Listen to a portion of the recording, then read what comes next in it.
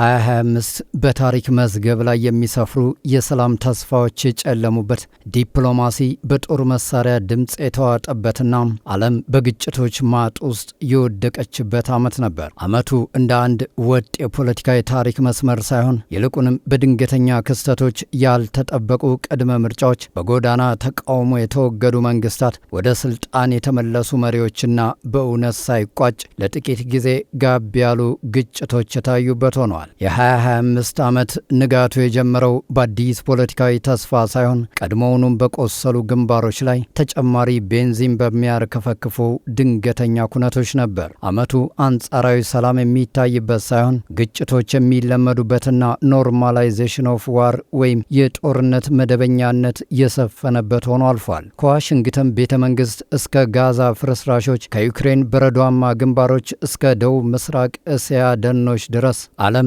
የፖለቲካዊ ውጥረቶችና የደም መፋሰስ መድረክ ሆና ከርማለች። ዓመቱ አንድም የሚታይ ዓለም አቀፍ የሰላም ስኬት ሳይመዘገብበት አልፏል። ይልቁንም ለመቆም ፈቃደኛ ባልሆኑ ጦርነቶች፣ ዳግም ባገረሹ ጠላትነቶችና በመሬት ላይ ካሉ ክስተቶች ጋር እኩል ለመራመድ በሚታገሉ የዲፕሎማሲ ጥረቶች ቀጣይነት የታወቀ ነበር። ይህ የማያልቅ የጦርነትና የጥፋት መስመር ምናልባትም የዓመቱ ዋነኛ መገለጫ ሆኗል። ግጭቶች በተለያዩ ክልሎች እርስ በርስ እየተደራረቡ ሲሄዱ ዓለም 2025ን የጀመረችበት ወቅት ከነበረው በላይ ከፍተኛ የውጥረት ነጥቦችን በመጨረሻዎቹ ወራት ይዛ ተገኝታለች። የ2025 መለያ የሆነው አንድ ትልቅ አዲስ ጦርነት መቀስቀሱ ሳይሆን በአንድ ጊዜ የሚከሰቱ በርካታ ግጭቶች መለመድ ነው። አንዳንዶቹ ከቀደሙት ዓመታት የተወረሱ፣ ሌሎቹ ደግሞ በፖለቲካዊ ለውጦችና በክልላዊ አለመረጋጋት አዲስ የተቀሰቀሱ ናቸው።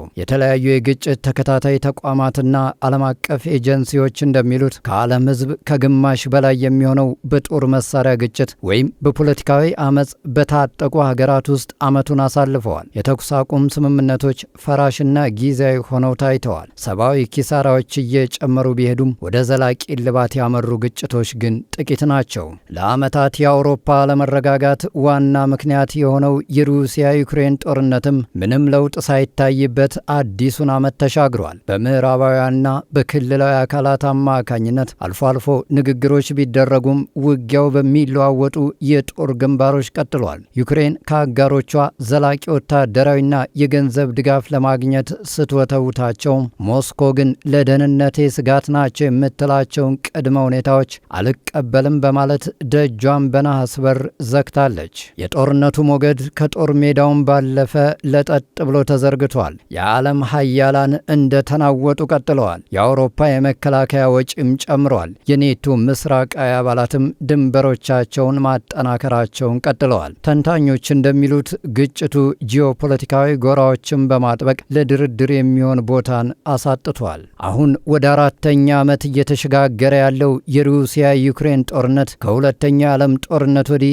የአውሮፓ እጅግ አስደንጋጭ ውጊያ በመቶዎች የሚቆጠሩ ኪሎ ሜትሮች በሚረዝም በከፍተኛ ሁኔታ በታጠቀ ግንባር የቀጠለ ሲሆን የትኛውም ወገን ወሳኝ ድል አላገኘም። የዩክሬን ባለስልጣናትና የተባበሩት መንግስታት ግምት እንደሚጠቁመው ከ2022 ጀምሮ በ10 ሺዎች የሚቆጠሩ ወታደሮችና ንጹሐን ተገለዋል። በሚሊዮኖች የሚቆጠሩ ደግሞ በአገር ውስጥና ወደ ሀገራት ተፈናቅለዋል። የሲቪል መሰረተ ልማቶች፣ የኃይል ጣቢያዎች፣ መኖሪያ ቤቶችና የትራንስፖርት መረቦች ተደጋጋሚ የጥቃት ኢላማ ሆነው ቆይተዋል። ውጤት አልባ ጉዞ ሆነ እንጂ በዓመቱ ግጭቱን ለማምጣት በርካታ የሰላም ጥረቶች ተሞክረዋል። ስዊዘርላንድ በ2025 አጋማሽ ላይ በደርዘን የሚቆጠሩ አገሮች የተሳተፉበት ከፍተኛ የሰላም ጉባኤ ብታዘጋጅም ሩሲያ ግን አልተገኘችም። ሞስኮም ድርድሩ አዳዲስ እውነታዎችን እውቅና የሚሰጥ መሆን አለበት በሚል ውድቅ አድርገዋለች።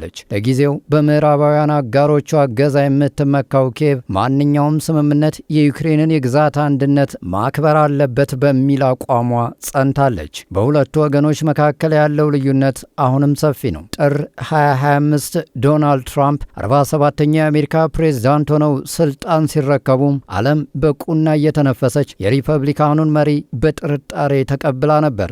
ትራምፕ ገና ከመጀመሪያውኑ የንግድ ልውውጥን መመለስ በሚል የታሪፍ ፖሊሲዎቻቸውንና ጠንካራ የስደተኞች ማስወጣት እርምጃቸውን ሲያፋጥኑ በዓለም አቀፍ ደረጃም ጦርነቶቹን ሁሉ አስቆማለሁ የሚል ቃል ይዘው ብቅ አሉ። ሆኖም 2025 ሊጠናቀቅ ጥቂት ሳምንታት ሲቀሩት ዓለም ከጀመረችው ይልቅ በብዙ የግጭት አውደ ግንባሮች ተከባ ተገኝታለች። የትራምፕ ዲፕሎማሲያዊ ጥበብ በአንዳንድ ቦታዎች ስምምነቶችን ቢጭርም በመሬት ላይ ያለው እውነታ ግን ከስምምነት ሰነዶቹ በበለጠ የጦር መሳሪያ ድምፅ ይገዝፍ ነበር። ወደ መንበረ ፕሬዝዳንትነቱ ሲመለሱ በዓለም ላይ እየተካሄዱ ያሉ በርካታ ግጭቶችን ለማስቆም በተለይም የሩሲያና የዩክሬንን ጦርነት አንድ ቀን ባልሞላ ጊዜ ቀጥ አደርጋለሁ፣ እኔ የሰላም መሲህ ነኝ ያሉት የአሜሪካው ፕሬዝዳንት ዶናልድ ትራምፕ ምንም እንኳን ሁሉንም ግጭቶች እየነካኩ ቢከርሙም ዘላቂ ሰላም ማምጣት ግን እንደ ሰማይ ርቋቸዋል። በጋዛ ያለው ጦርነት በ2025ም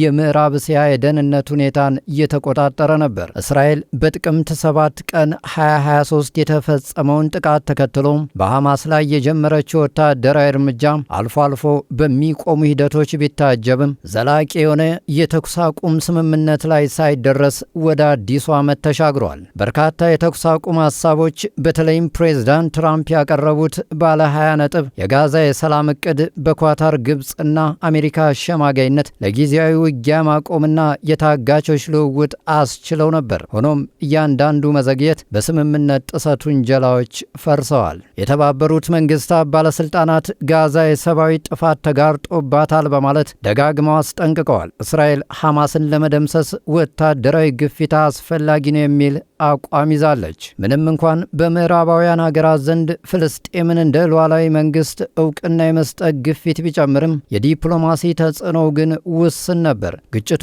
ወደ ሰፊ ቀጠናዊ ጦርነት ያድጋል የሚል ስጋትን ፈጥሯል። በእስራኤልና በኢራን መካከል ለረጅም ጊዜ የቆየው የጦርነት ጥላም በ2025 ወደ አደገኛ ምዕራፍ ተሸጋግሯል። ይህም ለዓመታት የቆየውንም ድብቅ ክወናና በወኪል ጦርነት በቀጥታ ወታደራዊ ጥቃት ተክቷል።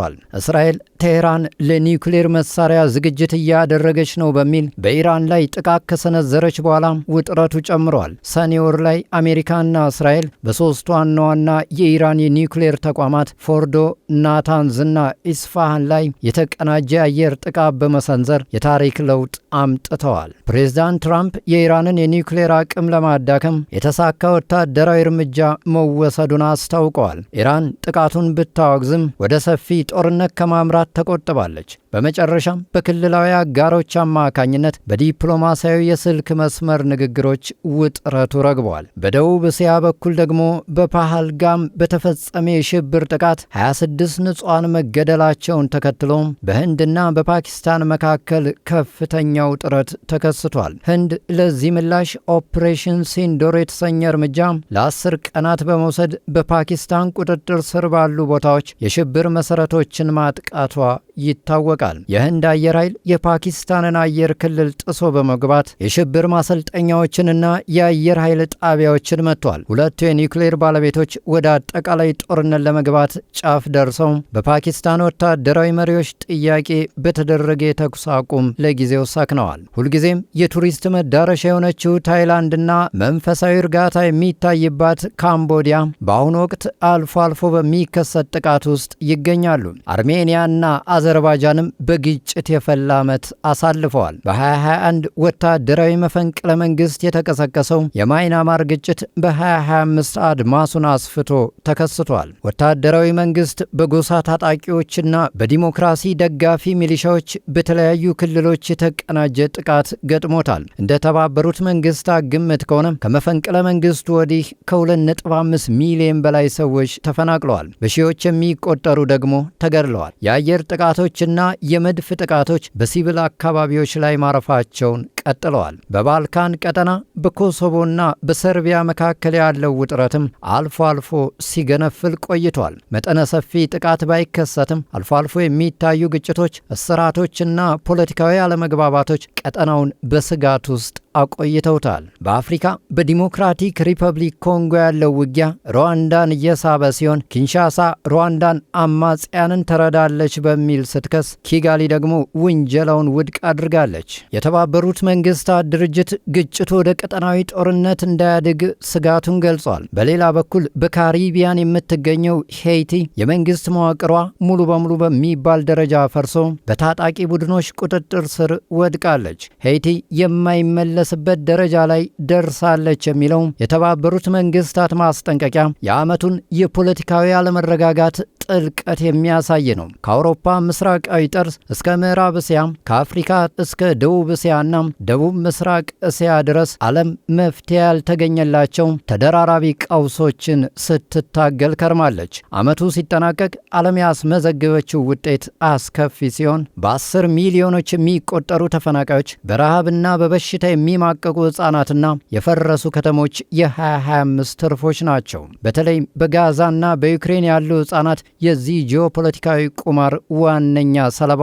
ሆነዋል። 2025 ዓለም በዲፕሎማሲያዊ ብልሃትና በወታደራዊ ጥፋት መካከል የተወዛወዘችበት ነገር ግን ወደ ጥፋቱ ያመዘነችበት ዓመት ሆኖ ተመዝግቧል። ሰላም ሊደረስበት የሚችል ህልም ቢመስልም ከቀን ወደ ቀን ግን እየራቀ መጥቷል። ዓለም ወደ 2026 ስትሸጋገር የያዘችው ትልቁ ጥያቄ ይህ የጦርነት አዙሪት መቼ ይቆማል የሚል ቢሆንም ምላሹ ግን አሁንም በጭስና በባሩድ የታፈነ ነው። ያለፈው ዓመቱ ጥንቅጥና አሳሳቢ ክስተቶች የ2026 ዓለም አቀፋዊ ሁኔታ በከፍተኛ ስጋትና በጥቂት ተስፋዎች የታጀበ እንደሚሆን ይጠበቃል። በተለይም ሀያላን ሀገራት ወደ ሰላም ድርድር ከመምጣት ይልቅ የኃይል ሚዛናቸውን ለማስጠበቅ የሚያደርጉት ጥረት ይቀጥላል ተብሎም ይታሰባል። ዲፕሎማሲው ከጦር መሳሪያው ድምፅ ቀድሞ መራመድ ካልቻለም የ2025ቱ ጥንቅጥ በበለጠ ሁኔታ ሊቀጥል እንደሚችል ተንታኞች ስጋታቸውን ይገልጻሉ።